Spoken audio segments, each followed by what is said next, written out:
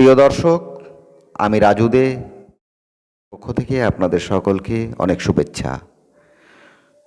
সোজা কথায় আসি, আজকে আমাদের এই ভিডিওটির মূল উদ্দেশ্য মহারাজা কৃষ্ণচন্দ্র, নদিয়া রাজ বা নবদ্বীপ অধিপতি মহারাজা কৃষ্ণচন্দ্র। সোশ্যাল মিডিয়াতে আজকাল বেশ লক্ষ্য করা যাচ্ছে তাকে কেউ বেঈমান বলছে, কেউ দেশদ্রোহী বলছে, কেউ বলছে ইংরেজের দালাল। সত্যি কি তাই? তার আগে বলি, এই যে ছবিটি দেখছেন, ইনিই হলেন মহারাজা কৃষ্ণচন্দ্র। এই ছবিটি যিনি এঁকেছিলেন তার নাম সল ভিনসের, এবং এই ছবিটি ভিক্টোরিয়া মেমোরিয়ালের সংগ্রহশালায় আজও রক্ষিত আছে। আপনারা সোশ্যাল মিডিয়াতে যে সকল ছবি দেখতে পান সেগুলি বেশিরভাগটাই নদিয়া রাজ খৌনিশচন্দ্রের, এবং সেগুলি ক্যামেরা বন্দি ছবি, অর্থাৎ মহারাজা কৃষ্ণচন্দ্রের সময়কালে ক্যামেরা আবিষ্কারই হয়নি।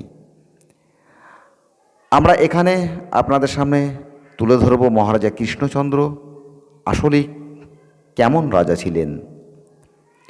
তাহলে ফিরে যেতে হবে আমাদের 1203 খ্রিস্টাব্দে, মানে যে সময় মহারাজা লক্ষণ সেন বঙ্গের রাজা। তিনি ছিলেন একজন হিন্দু রাজা, এবং সেই সময়কালে একজন মুসলমান আক্রমণ করেন, তার নাম ইখতিয়ার উদ্দিন মোহাম্মদ বখতিয়ার খলজি, এবং সেই কথা লেখা আছে ইতিহাসে। আপনারা তবকাত-ই নাসিরি পড়লে সমস্তটা দেখতে পারবেন, জানতে পারবেন। এবং সেখানে লেখা আছে ইখতিয়ার উদ্দিন বখতিয়ার খিলজি নদিয়া আক্রমণ করে এবং নদিয়া লুণ্ঠন করে, ধ্বংস করে দেয় নদিয়াকে। একটা কথায় আছে যে নগর পুড়ে গেলে দেবালয় রক্ষা পায় না। সেক্ষেত্রে আমরা ধরে নিতেই পারি সেই সময় দেবালয় ধ্বংস করা হয়েছিল। সে কারণেই তো আমরা সেন যুগের কোনো মন্দির দেখতে পাই না। কিন্তু আশ্চর্যের বিষয়, পরবর্তী শ্রী চৈতন্যদেবের যখন আবির্ভাব ঘটল, সে সময়কালের কোনো মন্দির দেখা যায় না কেন? আমরা যে সকল মন্দির দেখতে পাই, নদিয়া, দক্ষিণবঙ্গ, কিছুটা হুগলি, এই সমস্ত অঞ্চলের সমস্ত মন্দিরই এই নদিয়া রাজের প্রতিষ্ঠিত। কোনোটি রাঘব রায়, বেশিরভাগটি মহারাজা কৃষ্ণচন্দ্রের। তাই তাকে বলা হয় তিনি গোড়া হিন্দু, হিন্দু রক্ষক বা হিন্দু সম্রাট। তিনি ছিলেন একজন বুদ্ধিমান ব্যক্তি, তিনি ছিলেন একজন গুণের আদরকারী, অর্থাৎ যিনি গুণীকে চিনতে পারতেন। তাই তিনি তার সভায় উপস্থিত করতেন বিভিন্ন গুণীকে। যেমন রামপ্রসাদ সেন ছিলেন একজন কালী সাধক, এবং কালী সাধনায় তিনি মগ্ন থাকতেন। তিনি ছিলেন একজন গায়ক। রামপ্রসাদী গান আপনারা জানেন কতটাই বিখ্যাত। ভারতচন্দ্র রায়গুণাকার ছিলেন একজন কবি এবং পণ্ডিত। মহারাজ কৃষ্ণচন্দ্রের আদেশে তিনি রচনা করেন অন্নদামঙ্গল। সত্য মিথ্যা জানি না, কিন্তু গোপাল ভাঁড়ের কথাও শোনা যায়। আরও অনেক পণ্ডিত ছিলেন তার সভায়। এবং আমরা বললাম যে এই সমস্ত অঞ্চলের যা মন্দির আপনারা সেকালে লক্ষ্য করতে পারেন, তার বেশিরভাগটাই মহারাজা কৃষ্ণচন্দ্র এবং রাঘব রায়ের প্রতিষ্ঠিত। কিন্তু তাহলে কেন এই কলঙ্ক মহারাজা কৃষ্ণচন্দ্রের? মহারাজা কৃষ্ণচন্দ্রকে এই কলঙ্কের প্রাপ্য? আমরা যারা সস্তা রাজনীতির জন্য অথবা ধর্মীয় কারণে এই কলঙ্ক তার গায়ে ছিটিয়ে দিচ্ছি, ইতিহাস কি আমাদেরকে ক্ষমা করবেন? এই কলঙ্কের মূল কারণ বা এই কথা উঠে আসার মূল কারণ সিরাজউদ্দৌলা। 1757 খ্রিস্টাব্দে সিরাজের পতনের মূল কারণ ছিল মহারাজা কৃষ্ণচন্দ্র। হ্যাঁ, এ কথা সত্যি। তার কারণ মহারাজা কৃষ্ণচন্দ্র ছিলেন বুদ্ধিমান। এই ষড়যন্ত্র তিনি শুরু করেননি, করেছিলেন জগৎ শেঠ এবং আরও কিছু জমিদারেরা। কিন্তু কেন এই জমিদারেরা বা জগৎ শেঠরা এই ষড়যন্ত্র শুরু করলেন? কারণ আলীবর্দী খাঁ যখন মারা গেলেন এবং সিরাজ যখন নবাব হলেন, তখন কিন্তু তিনি অত্যাচারী হয়ে উঠলেন। দেশীয় জমিদার রাজাদের প্রতি তিনি অত্যাচার শুরু করলেন, লুণ্ঠন করলেন। দেশীয় জমিদারেরা, রাজারা পালিয়ে যেতে লাগলো, এবং তারা পরিকল্পনা করলেন এই নবাবকে পতন ঘটাতে হবে। এবং সেখানে প্রয়োজন হয়ে পড়ল মহারাজা কৃষ্ণচন্দ্রের। মহারাজা কৃষ্ণচন্দ্র সেই মন্ত্রণায় যোগদান করলেন এবং তার 84টি পরগনার মধ্যে একটি পরগনা ছিল কলকাতা, এবং ইংরেজদের সাথে তার একটি সুসম্পর্ক ছিল, এবং মহারাজা কৃষ্ণচন্দ্র ইংরেজদেরকে বা ইংরেজের সাহায্য চাইলেন। এই ষড়যন্ত্রের আরও অনেক বড় অংশ আছে যা এই ভিডিওতে প্রকাশ করা যাবে না, কিন্তু আমরা একথা বলছি যে মহারাজা কৃষ্ণচন্দ্র যাকে পতন ঘটালেন সেই সিরাজউদ্দৌলা, এই কারণেই কি তিনি ইংরেজের দালাল হয়ে গেলেন? আপনারা কিন্তু বিষয়টি আরও তলিয়ে দেখবেন।